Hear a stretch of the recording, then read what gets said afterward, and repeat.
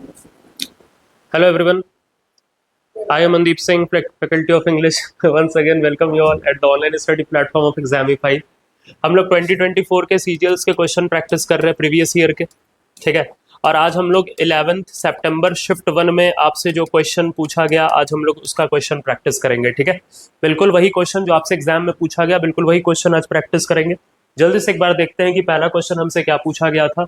पहला क्वेश्चन हमसे पूछा गया था वन वर्ड सब्स्टिट्यूशन का। वन वर्ड सब्स्टिट्यूशन का for the underlined group of words in the following sentences. Underlined word का आपको बताना है वन वर्ड। तो despite recent superficial moves toward political reconciliation, Libya remains in the grip of, उनके grip में है ब्लड स्ट्रेन्ड करप्ट मिलिट्री के under grip में है वो लोग। Exclusive circle of people with a common purpose. जब एक्सक्लूसिव सर्कल होता है, एक्सक्लूसिव का मतलब होता है स्पेशल, सर्कल है पीपल का विथ कॉमन पर्पस जो शेयर करते हैं, ऐसे ग्रुप ऑफ लोगों को हम लोग क्लिक कहते हैं। इसमें आपका ऑप्शन नंबर 3 होगा। एक इंपॉर्टेंट वन वर्ड सब्स्टिट्यूशन है आपका। यहाँ पर जो अदर वर्ड्स है जैसे कि ऑब्लिक लिखा हुआ है, ऑब्लिक का मतलब होता है स्लोपिंग या फिर इंक्लाइंड या फिर इंक्लाइंड, ठीक है। स्लोपिंग या फिर इंक्लाइंड मतलब जो चीज ऐसे है या फिर ऐसे है, मतलब स्ट्रेट नहीं है, इंक्लाइंड है, स्लोपिंग है, ठीक है। तो उसको हम लोग ऑब्लिक कहते हैं, ठीक है। मतलब तिरछा टाइप, टेढ़ा टाइप। एंगल एंगल होते हैं ना आपके, ऑब्लिक एंगल, वही चीज।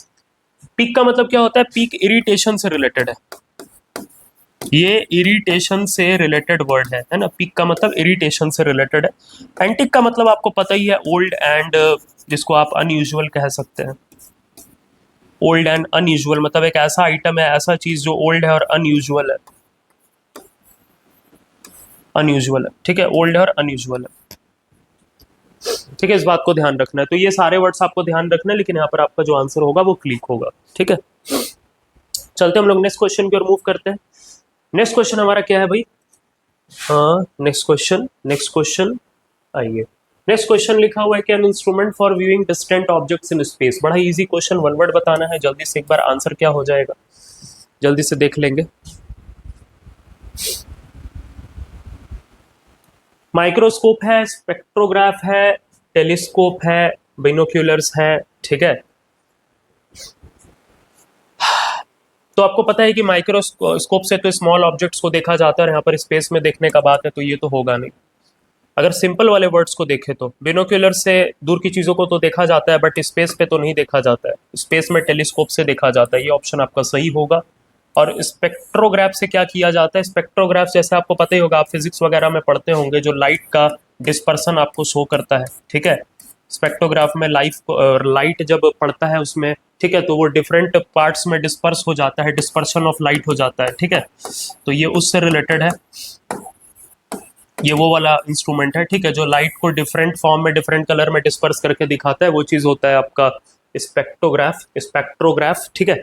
लेकिन यहाँ पर जो आपका आंसर होगा वो टेलीस्कोप होगा, सिंपल सा वर्ड है, ठीक है। आ जाते हैं अगले क्वेश्चन की ओर। अगला क्वेश्चन जो हमारा है वो है, बताना है आपको रेक्टिफाई द सेंटेंस। सेंटेंस को रेक्टिफाई करना है bye selecting the correct spelling, spelling सही करके। I was up stairs, up stairs का स्पेलिंग ये नहीं होता है ना। अप स्टेयर्स का स्पेलिंग क्या होता है भाई? Of the identified word from the given option. I was, देखो सब में अप स्टेयर्स ही लिखा हुआ है, तो यहाँ पर अप स्टेयर्स का ही करेक्शन करना है ऑब्वियसली। और अप स्टेयर्स का जो सही स्पेलिंग होता है वो कौन सा होता है? अप स्टेयर्स का ये वाला सही स्पेलिंग है। अप स्टेयर्स का ऑप्शन नंबर 4 वाला सही स्पेलिंग है। बाकी तो सब देख लो क्या क्या लिखा हुआ है, ठीक है। ये स्पेलिंग होता नहीं अप स्टेयर्स, ठीक है, ये स्पेलिंग होता है आपका। I was up stairs when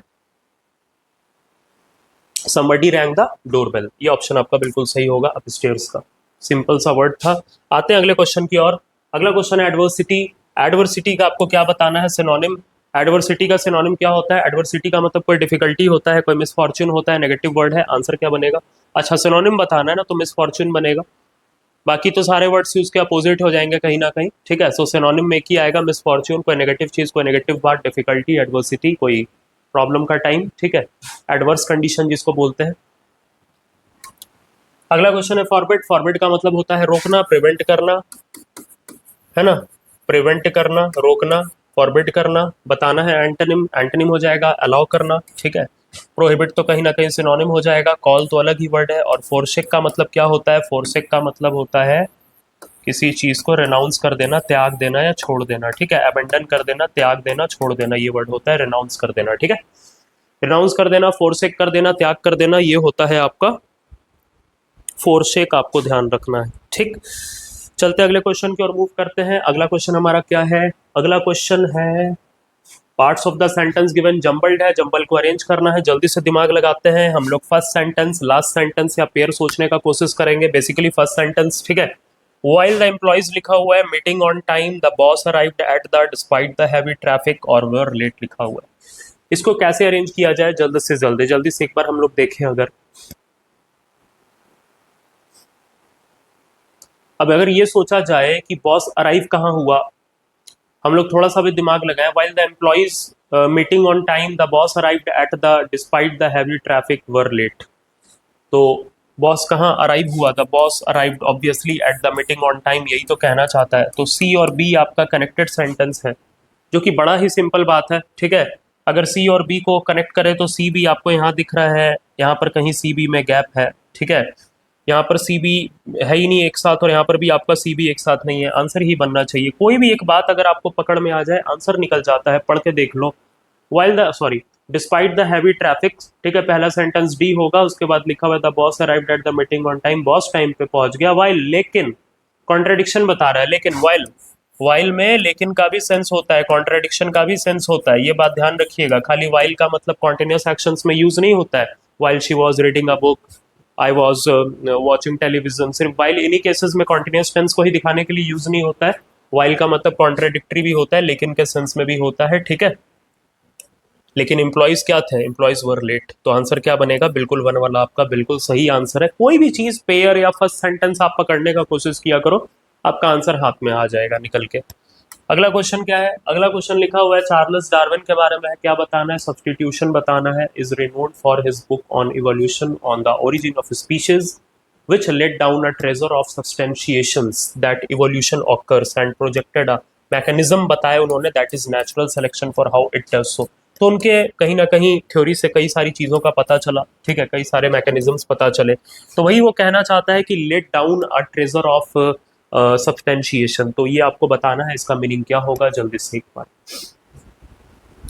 अगर आप देखेंगे कि यहाँ पर जो ऑप्शंस लिखे हैं, ले इनटू का मतलब क्या होता है?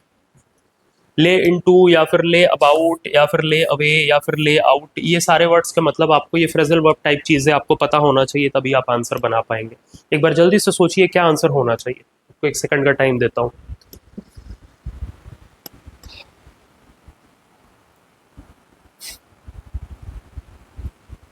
देखो, ले इनटू का मतलब क्या होता है? ले इनटू अटैक करने से रिलेटेड होता है, और ले अबाउट लेजी से रिलेटेड होता है, लेजी टाइप। ले इनटू अटैक करने से रिलेटेड होता है, ले अबाउट लेजी से रिलेटेड होता है, ठीक है, ध्यान रखना इस बात को। अब आपके सामने बचा ले अवे ले आउट। ले अवे ले आउट का मतलब क्या होता है?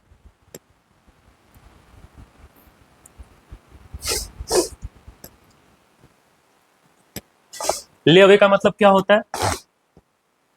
किसी चीज को रिजर्व करके रखना, बचा के रखना। लेआउट का मतलब बहुत कुछ होता है, कुछ डिजाइन, मतलब डिजाइन तैयार करना, नक्शा तैयार करना। किसी फ्लैट को बनाना है आपने, ठीक है, डिजाइन वगैरह आपने तैयार किया, ठीक है। या फिर लेआउट का मतलब स्प्रेड आउट करने का भी मतलब होता है, किसी चीज को बाहर निकालना है, स्प्रेड आउट करना, ये भी मीनिंग होता है, ठीक है। किसी चीज का डिजाइन करना, ये भी मीनिंग होता है। अब आप सोचिए कि लिखा हुआ लेट डाउन तो सही नहीं है, क्योंकि 4 ऑप्शन आपको करेक्शन के लिए दिए ही हुए, ठीक है, और आपको उसका सब्स्टिट्यूशन तो करना ही है। तो फिर क्या आंसर होना चाहिए? इन चारों में से कौन सा ऑप्शन सुटेबल जाएगा उनके लिए?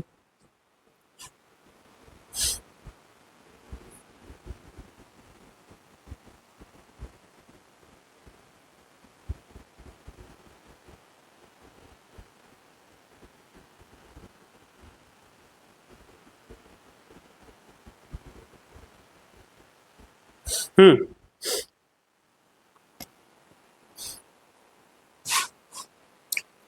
ले डाउन का मतलब क्या हो सकता है? To put something down. Lay down किसी चीज को नीचे करना, या किसी चीज का यूज भी बंद कर देना। स्टॉप यूजिंग समथिंग, बहुत सारे मीनिंग होते हैं।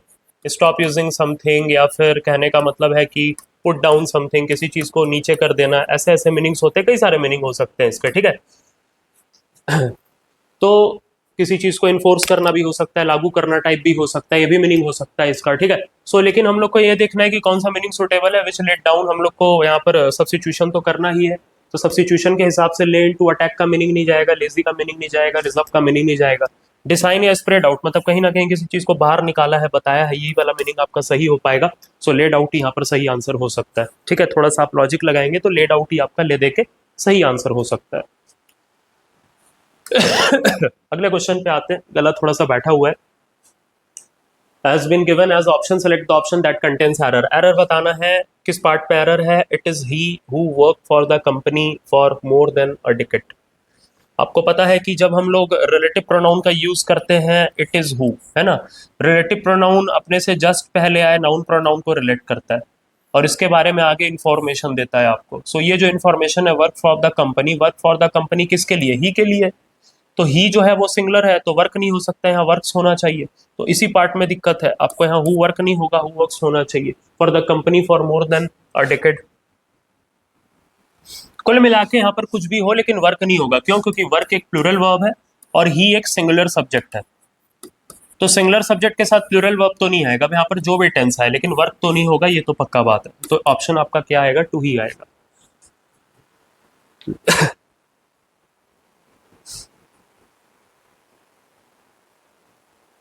चलते अगले क्वेश्चन की ओर। अगला क्वेश्चन क्या है? The teachers of our school have already taken this training. Active to passive convert करना होगा, मैं समझ ही गया था ऐसा क्वेश्चन है। आपको पता है कि हम लोग वर्ब को टारगेट करते हैं, मेरे जितने भी एनालिसिस है आपने देखा ही है, मैंने वर्ब को टारगेट करा है हर जगह पे। हैव टेकन, तो हैज हैव के साथ V3 जो होता है ना, ये प्रेजेंट परफेक्ट का एक्टिव होता है। और जैसे ही हम लोग प्रेजेंट परफेक्ट का पैसिव बनाते हैं, जैसे ही हम लोग प्रेजेंट परफेक्ट का पैसिव बनाते हैं, तो वो पैसिव चेंज होता है has have plus been plus verb का थर्ड फॉर्म। मैंने आपको बोला है पैसिव के लिए बी प्लस V3 का फॉर्मेट आना ही आना चाहिए, बी प्लस V3 के फॉर्मेट के बिना काम नहीं चलेगा। So has have plus been plus V3, आप यही वाला ऑप्शन सेलेक्ट करो हर जगह पे। Has already been taken, has been taken ये हो सकता है, हैज ऑलरेडी बिन टेकन ये हो सकता है, वॉज ऑलरेडी टेकन ये होगा नहीं। अच्छा, ऑलरेडी लिखा हुआ है तो ऑलरेडी का भी होना जरूरी है, यहाँ पर ऑलरेडी गायब है इसलिए भी ऑप्शन होगा नहीं। अब बचे दो, has already been taken, has already been taken. आगे लिखा हुआ है by the teachers of our school या फिर by the our school teachers. ऊपर क्या लिखा था? The teachers of our school. जब टीचर्स ऑफ अवर स्कूल लिखा था तो यहाँ पर भी टीचर्स ऑफ अवर स्कूल ही होगा, तो आंसर 1 सही होगा, 3 गलत हुआ। 1 सेकंड में आंसर आ गया आपका, सेकंड भी नहीं लगा होगा, ठीक है। तो आप अगर वर्ब को टारगेट करना सीख गए, सीखना क्या है उसमें? एक्टिव फॉर्म और पैसिव फॉर्म आपको पता होना चाहिए, याद होना चाहिए, बस फिर कुछ नहीं है, फिर कुछ भी नहीं है, ठीक है। अगला क्वेश्चन क्या है? Select the most appropriate antonym बताना है। क्रूएल का, क्रूएल का एंटोनिम बता दीजिए, बड़ा ही इजी है भाई। क्रूएल का एंटोनिम, क्रूएल का एंटोनिम क्या हो जाएगा? बड़ा ही इजी है, क्रूएल का एंटोनिम क्या हो जाएगा?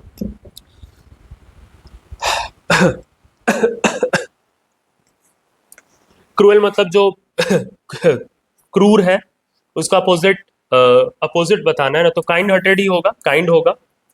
अच्छा, स्कीटिश का मतलब क्या होता है? जो नर्वस हो जाते हैं, डरा हुआ, नर्वस, फ्राइटेंड, ठीक है, नर्वस इंपॉर्टेंट वर्ड है, ध्यान रखिएगा। मेलवॉलेंट जो दूसरों के बारे इविल थिंकिंग रखते हैं, जो दूसरों के बारे बुरा सोचते हैं।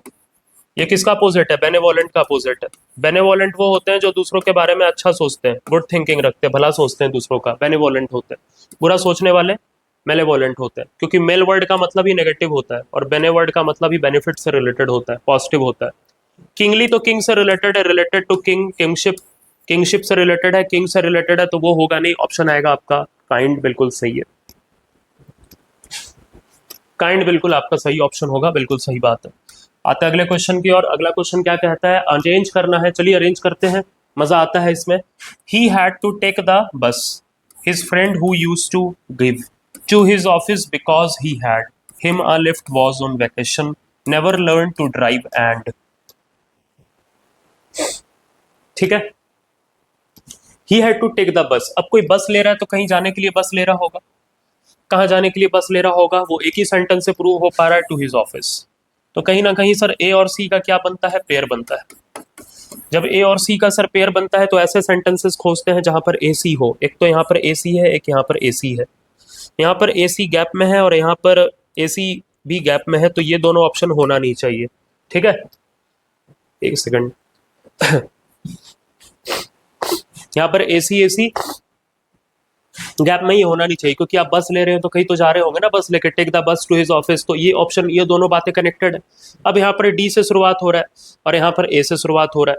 ए से शुरुआत हो सकता है बट डी से शुरुआत हो नहीं सकता है, क्योंकि हिम से सेंटेंस शुरू नहीं होगा, तो ये गलत हुआ। आंसर क्या सही निकला? 2। पढ़ के देख लो। He had to take the bus to his office because he had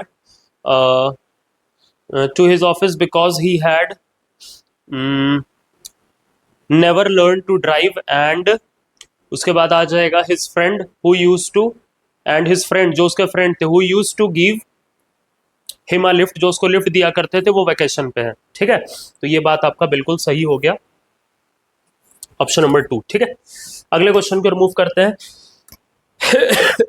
अगला क्वेश्चन क्या है? Ravi will play the match. Active to passive, will play, किसी भी मॉडल के साथ। मेरे को लगता है ये ऐसा क्वेश्चन हर शिफ्ट में आया है। मॉडल प्लस V1, किसी भी मॉडल के साथ V1 उसका एक्टिव होता है। ठीक है, एक्चुअली V1 नहीं होता है, वो बेस फॉर्म होता है, ध्यान रखना है, बार बार आपको बता चुका हूँ, बेस फॉर्म होता है।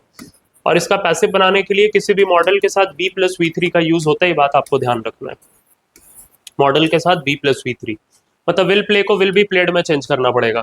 इस प्लेड होगा नहीं, विल हैव बीन प्ले होगा नहीं, विल बी प्लेइंग होगा नहीं, विल बी प्लेड बिल्कुल सही है, बाकी को हम देखेंगे भी नहीं। ऑप्शन नंबर 4 आपका बिल्कुल सही होगा, the match will be played by Ravi. बिल्कुल सिंपल सा क्वेश्चन, बच्चे वाला क्वेश्चन। आते हैं आगे, अगला क्वेश्चन क्या है?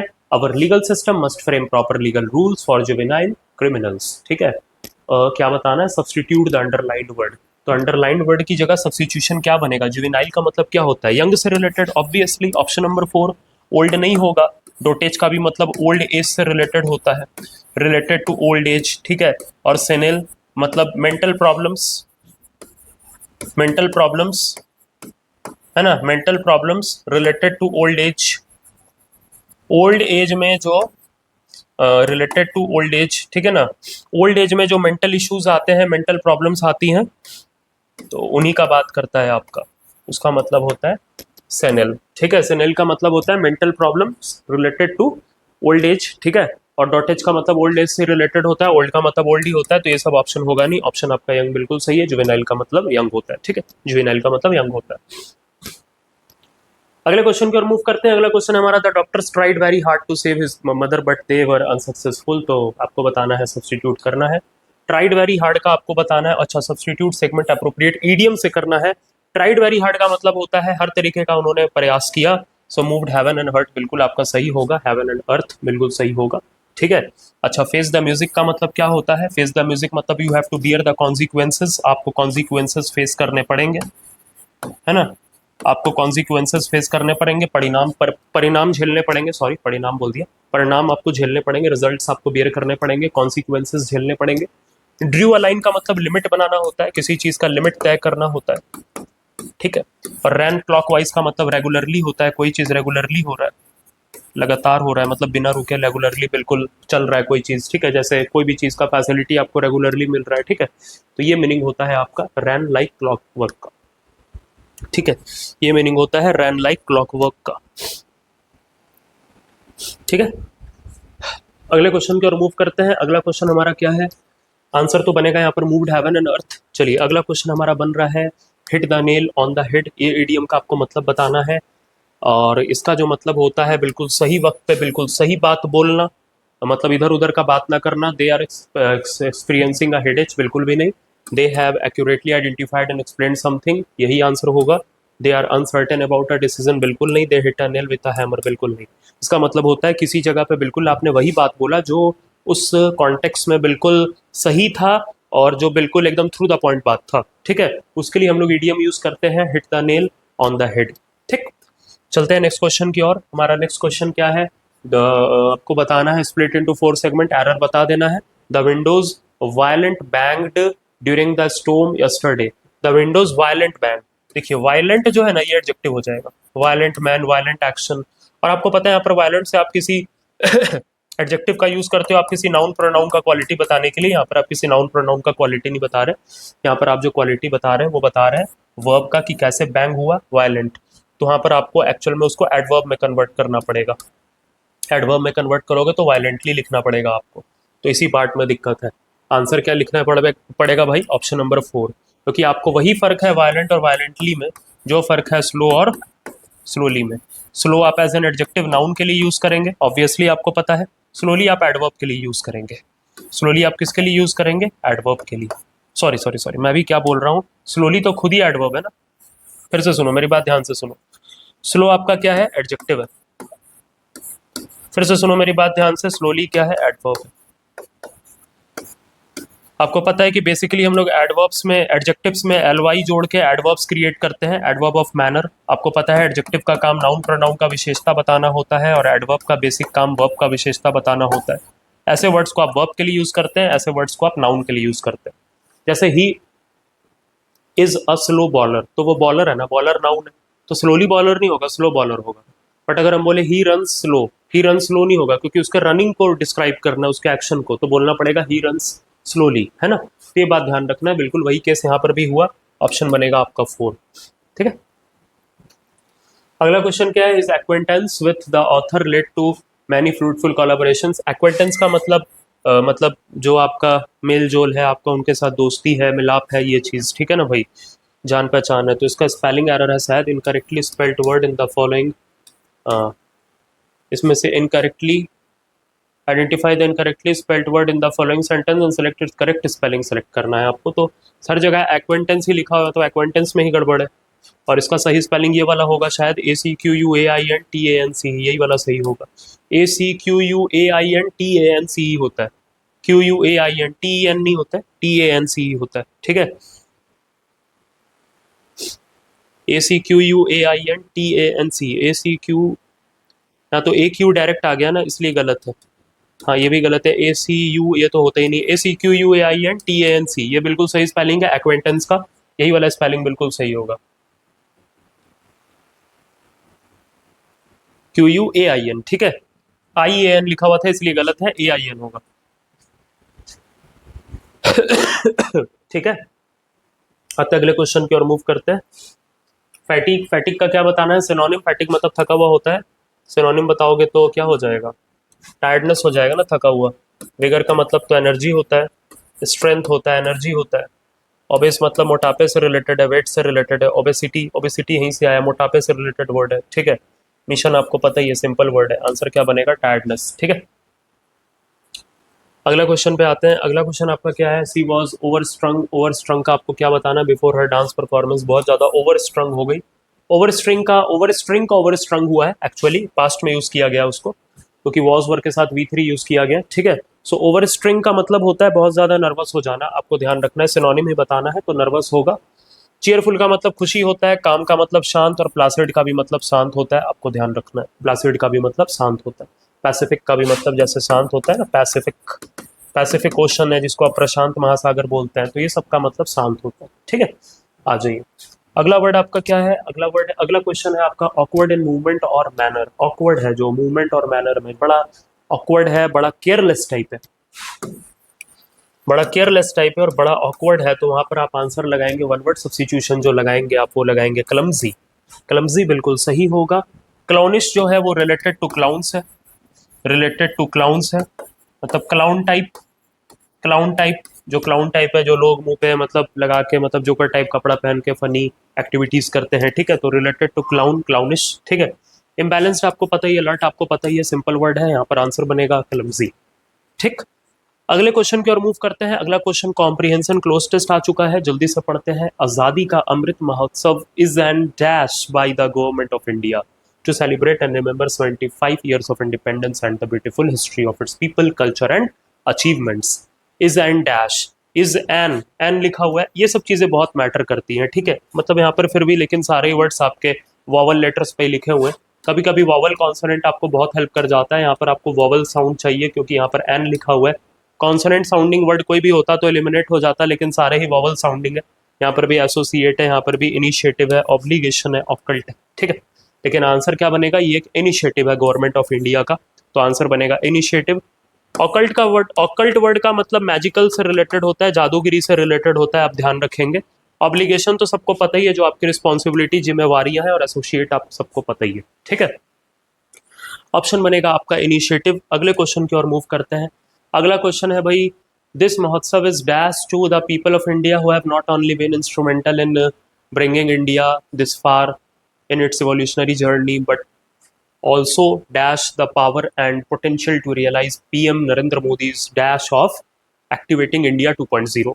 तो ये महोत्सव उनके लिए है जो इंडिया को यहाँ तक लेके आया, इतनी ग्रोथ तक लेके आया। लिखा हुआ है डेडिकेटेड, एलिनिएटेड, एलिनिएट का मतलब सेपरेट करना होता है, एलिनिएट का मतलब सेपरेट करना होता है, ठीक है। रिफ्यूज मतलब मना करना, विथहोल्ड मतलब पता ही आपको, विथहेल्ड कर लेना, अपने पास रख लेना। आंसर आपका डेडिकेटेड होगा क्योंकि उन लोगों को डेडिकेट किया गया है, उनके लिए है, ठीक है, जिन लोगों ने ग्रोथ में इतनी मदद की है।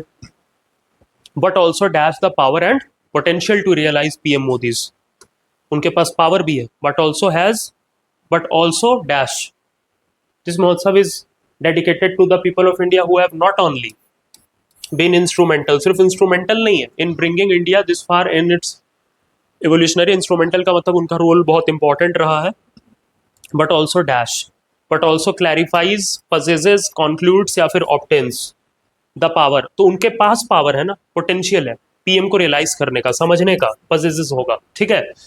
आगे क्या लिखा हुआ है, Narendra Modi's dash of activating, Narendra Modi's dash of activating India 2.0 fuelled by the spirit of Atmanirbhar Bharat, ठीक है। तो यहाँ पर क्या होना चाहिए, by the Modi's dash of activating, Modi's graphics, Modi's vision, Modi's design, Modi's control, ये सब क्या है, ये सब आत्मनिर्भर Bharat, the formal journey of Azadi Ka Amrit महोत्सव, ये सब क्या एक विजन है ना, यह देश के प्रधानमंत्री, हमारे प्रधानमंत्री का ये विजन है, ठीक है, सोच है, ऐसा होना चाहिए। तो विजन आपका बिल्कुल सही ऑप्शन होगा, सेकंड नंबर।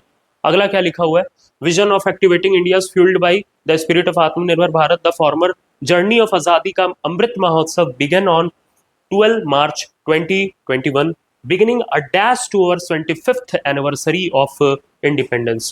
12 March 2021 को शुरू हो गया था, beginning a dash towards 25th anniversary of independence and will finish a year later on 15th August 2023। तो इससे पहले ही शुरू हो गया था, जब हमें 75th एनिवर्सरी मनाना था उससे एक साल पहले से ही शुरू हो गया, ठीक है भाई। तो allocation, countdown, custom, breakdown. Breakdown का मतलब तो किसी चीज़ का खराब हो जाना होता है, ये सब होता है। Beginning a custom to our, custom तो हम लोग बिगिन नहीं कर रहे थे, एलोकेशन बिगिन नहीं कर रहे थे, क्या आंसर होगा, काउंटडाउन। क्यों, काउंटडाउन का मतलब होता है डेज में पीछे जाना या काउंटिंग में पीछे जाना, डेज में नहीं, एक्चुअली काउंटिंग में पीछे जाना, काउंटिंग में पीछे जा रहे हो आप, बैक जा रहे हो, बैक काउंटिंग। क्योंकि आप 15 अगस्त 2023 तो भी आया नहीं, आप 15 अगस्त 2023 से पहले से ये काम आपने शुरू कर दिया, ठीक है। तो आप कहीं ना कहीं ये 15 अगस्त 2023 से काउंट कर रहे हैं, क्योंकि 2023 में ही हमें मनाना था ना 47 से, हाँ ठीक तो है, हाँ। तो उससे पीछे आप जाके मना रहे हैं ना, उससे पीछे आप जाके मना रहे हैं, तो पीछे वाले डेज से काउंट कर रहे हैं, पीछे वाले डेज से काउंट करते हुए फिर आप यहाँ तक पहुंचेंगे और आज़ादी का अमृत महोत्सव मनाएंगे। इसलिए आंसर क्या बनेगा, काउंटडाउन। आंसर क्या बनेगा, काउंटडाउन, ठीक है। अगला क्वेश्चन क्या, अच्छा लास्ट ही है। तो ये था आज का एनालिसिस, ध्यान रखना है आपको, वीडियो को जरूर से आपको शेयर करना है और चैनल को सब्सक्राइब करना है, ठीक है, लाइक भी करना है वीडियोस को अगर आपको ये वीडियो से हेल्प मिल रहा है तो। सारे एनालिसिस को ध्यान से देखना है, कैसे हर क्वेश्चन को अप्रोच करना है, ये इंपॉर्टेंट है। सिर्फ 25 क्वेश्चन कंप्लीट कर लेना इंपॉर्टेंट नहीं है, 25 क्वेश्चन से 50 बातें सीखना इंपॉर्टेंट है, ठीक है। सो ऐसे ही आगे भी एनालिसिस आपको मिलते रहेंगे और भी इंपॉर्टेंट टॉपिक्स के साथ आपसे मिलते रहेंगे। आज के लिए इतना ही, thank you and have a good day.